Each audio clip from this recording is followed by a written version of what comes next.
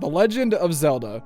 It's a pretty great series, with each game providing a grand sense of adventure and scale. They all feature their own art style, music, tones, story, characters, and settings, and the ones that I find the more interesting are the ones without the usual Zelda tropes. Most of the games are based on Link going through his hero's journey, saving the world, and protecting Princess Zelda from Ganon. So, when a Zelda game doesn't have any of that, it goes into a whole different field. Link's Awakening is one of the earliest, albeit the first example of that, and it makes sense in the story given that the entire adventure is Link's dream.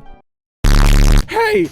Spoilers! Dude, the game came out 28 years ago. You had plenty of time to play it. I mean, I was gonna play it. It got remade 2 years ago! Anyway, regardless of its plot, that game still has that grand adventure and lighthearted tone of the games that came before and after it. Is there a Zelda game out there that not only doesn't feature Zelda, Ganon, or the Triforce, but also has a completely unique tone and atmosphere that it manages to be the most different out of all of them?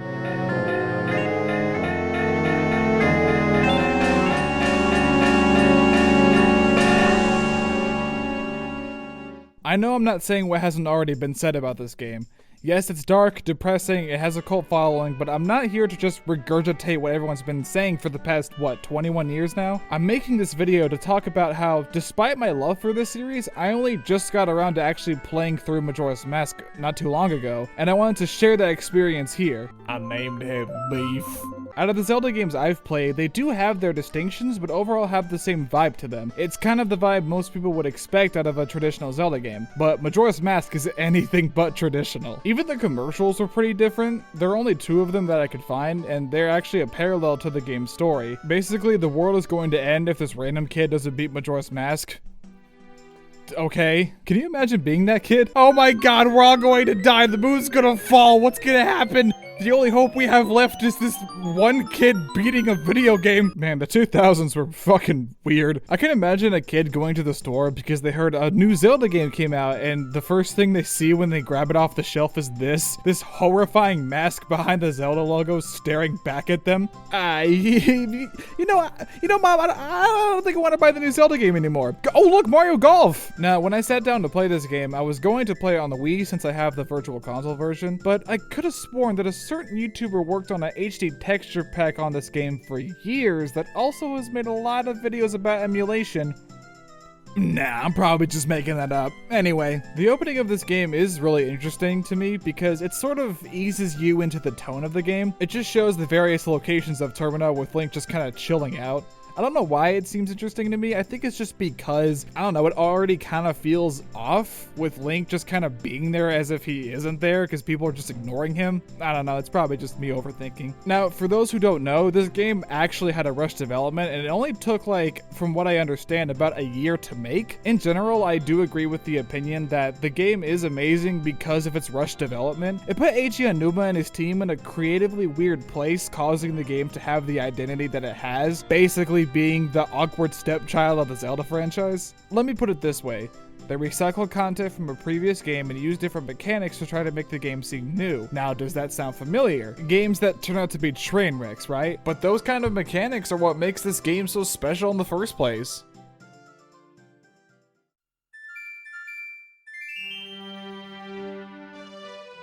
Termina is a Zelda world that incentivizes the player to explore each nook and cranny that lies in it.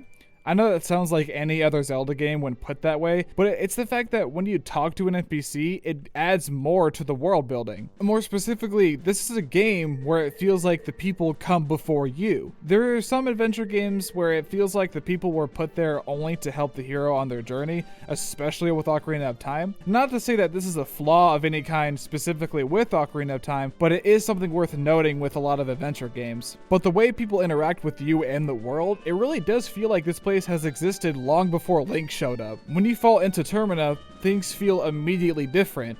You feel like this is a place Link and you have never been to before, so you, the player, feel that same desire to seek everything this place has to offer in order to understand it. You should want to talk to every person you find because this is their home, they know how it works, and it leads to you finding more and more about Termina. For example, if you choose to explore Romani Ranch, you see a huge boulder blocking the way. When you talk to the guy trying to break it down, he tells you that he'll be able to take it down by the 3rd day. So you wait until the 3rd day and hey, you can explore the ranch. Although when you finally get to it, something doesn't feel right.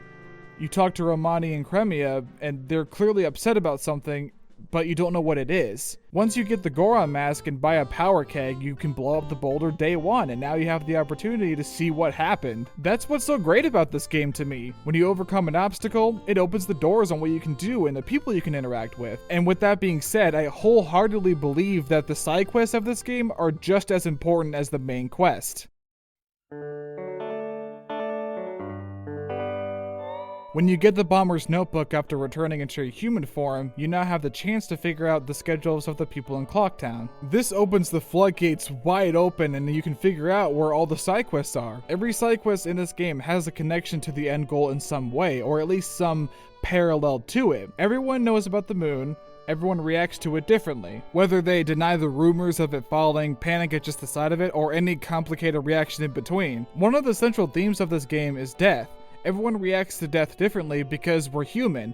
We all have different ideas of an afterlife and our own way of dealing with death itself. So seeing how everyone's mental state is at the idea of the moon falling is the most compelling thing about Majora's Mask to me. I'm going to list some of my favorite side quests in the game to give you an understanding as to why I feel they are so important.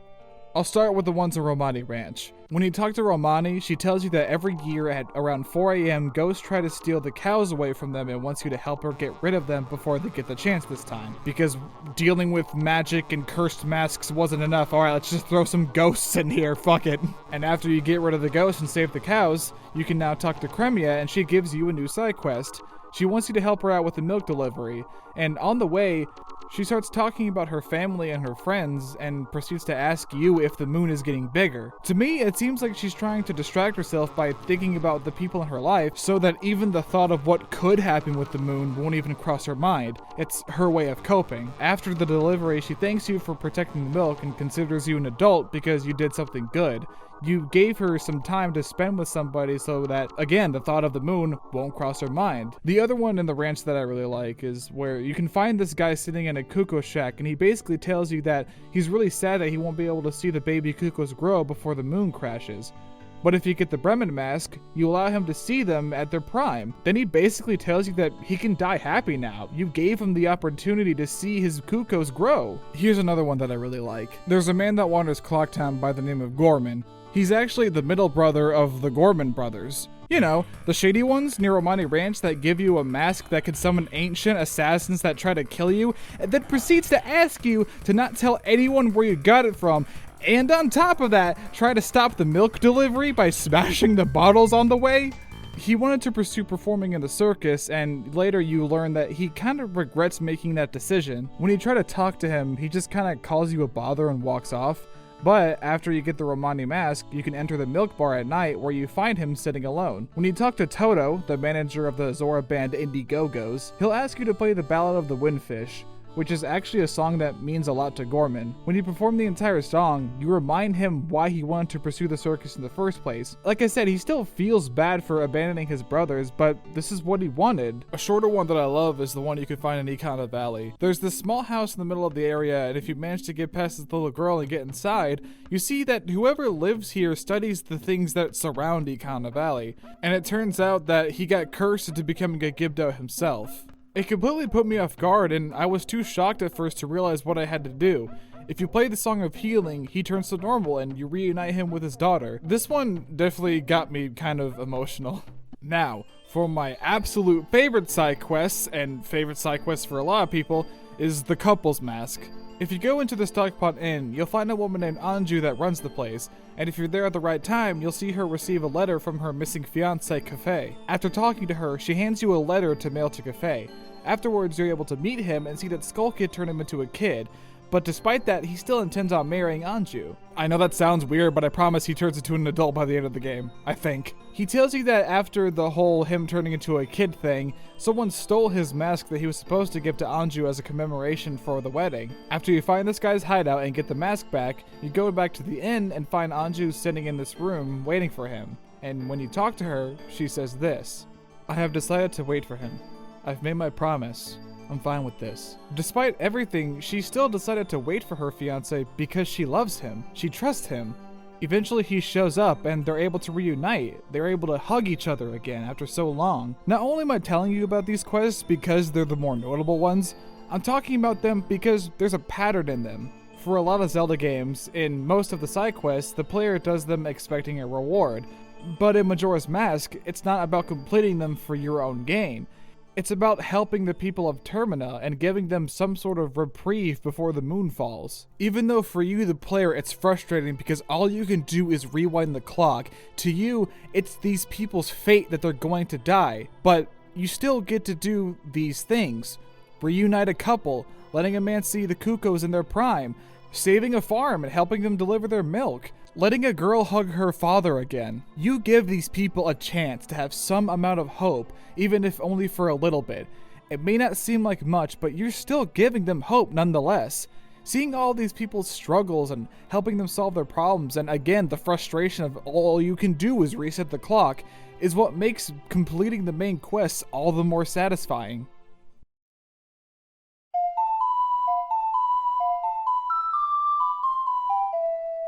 The main quest of the game is definitely one of the shorter Zelda quests, but it makes up for it with its great dungeons, compelling story and themes, and the transformation masks. I like it when games throw you in the thick of it and lets you take in the world so you can figure out what you need to do. When Skull Kid steals your ocarina and horse, you chase after him and fall into this hole and find yourself in this unknown territory. And right before Link can figure out what the hell is going on, he gets turned into a Deku Scrub. So not only are you in a completely new place, you're now in a new form, and the confusion sets in even more. When you emerge in Clock Town, you just know that you have to get to Skull Kid somehow, and that's where you, the player, have to find out what to do by talking to people. I mean, what else would you do? When you're lost, you ask people for directions. This is the game's way of having you talk to the people of Clock Town to better understand it, as well as push you to eventually help these people in their time of need. At this time, you don't know it, but you will eventually want to help these people and stop the moon from destroying everything.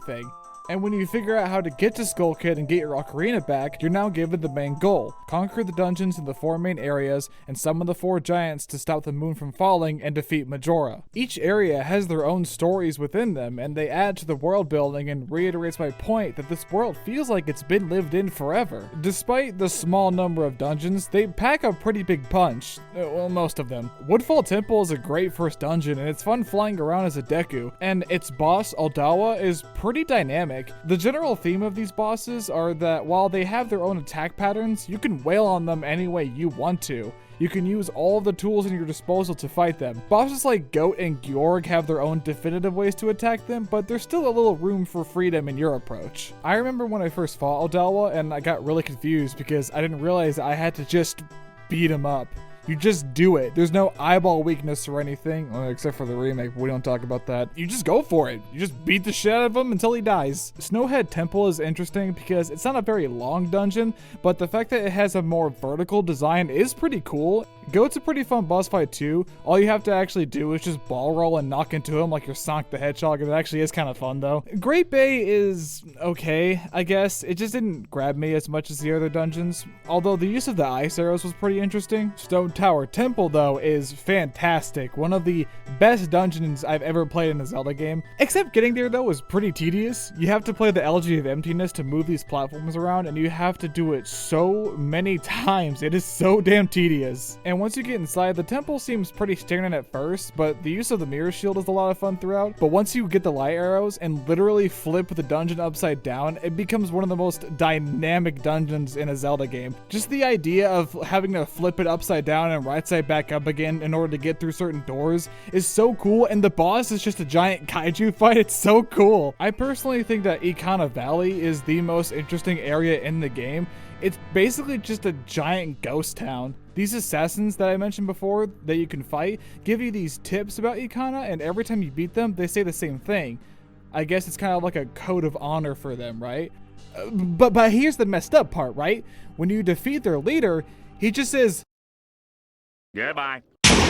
Oh my Jesus! This place is the most depressing out of any other place in this game. I mean, literally, you figure out that this kingdom that Ikana used to be basically went through hell, And when you defeat their former king Egos, he tells you how far this kingdom has fallen, and also on top of that teaches you the elegy of emptiness, which creates the funny creepypasta. Oh god. Seriously, these things are really freaky. How are these in a Zelda game? I don't like it. I hate how this looks. Please get it away from me. I feel like what makes this game's identity unique is that no one would ever expect to see the stuff that you do in Majora's Mask, especially the ending.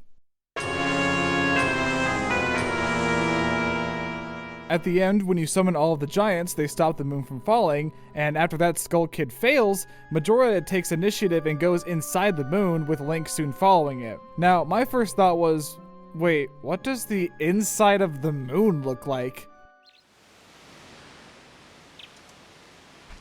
It's this huge field with one big tree in the middle with kids surrounding it. They all have masks representing the bosses. When you talk to them and give them some of your masks, you get these final challenges for all the transformation masks, and they are pretty tough. After completing them and give the kids even more masks, they ask you pretty personal questions. Oh yeah, I've been so focused on helping others in this game that I haven't had a second to think about how I feel about all of this. Your friends, what kind of people are they? I wonder, do those people think of you as a friend? What makes you happy? Does it make others happy too? I wonder, if you do the right thing, does it really make everyone happy? Your face. What kind of face is it? I wonder, the face under the mask, is that your true face? Oh, great! My favorite thing in an E-rated game. Existential crisis! After all of that, you go to the kid wearing Majora's mask, who was sitting alone near the tree the whole time, which kinda is a representation of, I guess, the message of loneliness, as well as Skull Kid being the lonely character in this game. If you give all the masks in the game to the kids, this one will give you the Fierce Deities mask, which I will talk about in a bit. You then end up in this... I really don't know how else to describe it, but unsettling room, and it's playing the same music that plays in the final hours of the moon falling. This is it, the final battle with Majora. I really wasn't sure if I was ready. It's rare when a final boss makes me feel dread and fear, but Majora did it. The different forms it takes are really creepy and disturbing, and especially the final one. And I hate the sounds it makes. It just crawls under my skin. Again, it's pretty rare when a final boss gives me a sense of anxiety the entire fight.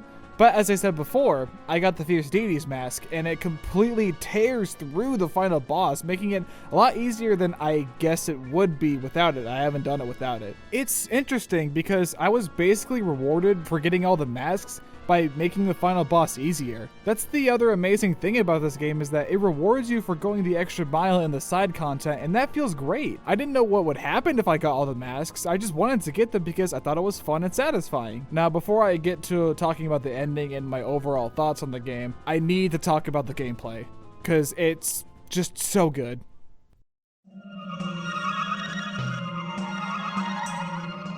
The 3-day cycle is incredible.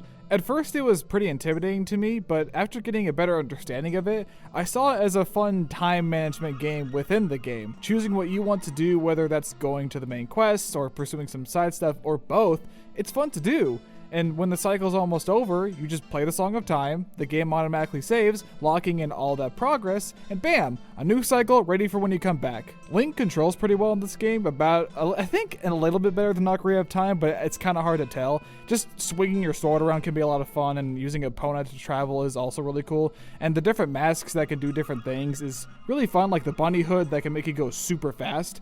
But if anything, the transformation masks are the big selling point of the game. The Deku Scrub is okay, flying around is pretty fun, and spinning across the lily pads to gain momentum is really satisfying to pull off. The Goron just makes you feel super strong, and like I said before, you get to be Sonic just spinning around like crazy. The Zoro though is my favorite because you get to just be a dolphin. Not only is this the best swimming mechanics in a Zelda game, but it's the most fun I've had swimming in a video game. Nearly every gameplay aspect of Majora's Mask is rewarding, satisfying, and incredibly fun. It was great to finally defeat Majora and bring peace back to Termina. Seeing everyone getting to live their lives in the end credits felt like an amazing reward. Of course, the ending of this game has to have some sort of mystery because I guess it can't help itself, specifically when Happy Mask Salesman kind of just crossfades out of existence. I still can't tell if that was a mistake or not. Overall though, the ending felt very satisfying. Why am I saying that word so much?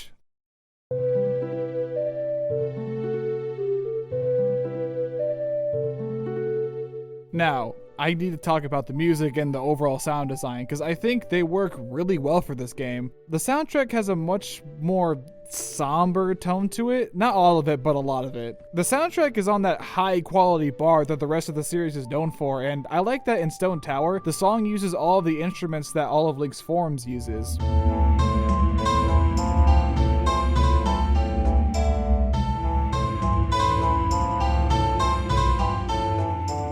It's a pretty cool detail. I also think it's really cool that the Song of Time can be played in different ways in order to change what it can do. You play it backwards, time moves slower, you play the first couple of notes twice and it skips ahead in time. The sounds of this game are really great. I generally really enjoy the sound design. I can't really describe it all that well, but it is pretty unique, and I implore you to play the game for yourself to get a good understanding of what I'm talking about. Now, for my final thoughts. What did I think of the game? How would I rank it among the other Zelda games that I've played? First off, I think that this game did live up to the hype that has existed since it came out, which is great. I'm glad I liked it as much as I did, and I'll gladly list it in the top 3 for sure, but I'm not sure where specifically I'd put it. I don't know if I'd consider it my favorite, because Wind Waker was my first full experience with a Zelda game, and that means a lot to me, and I really enjoy the art style, so who knows, maybe I'll change my mind in the future. Seriously though, if you are a Zelda fan in any capacity and you haven't played Majora's Mask, please play it. It's one of the most creative, in-depth, heart-pulling, and unique video games ever.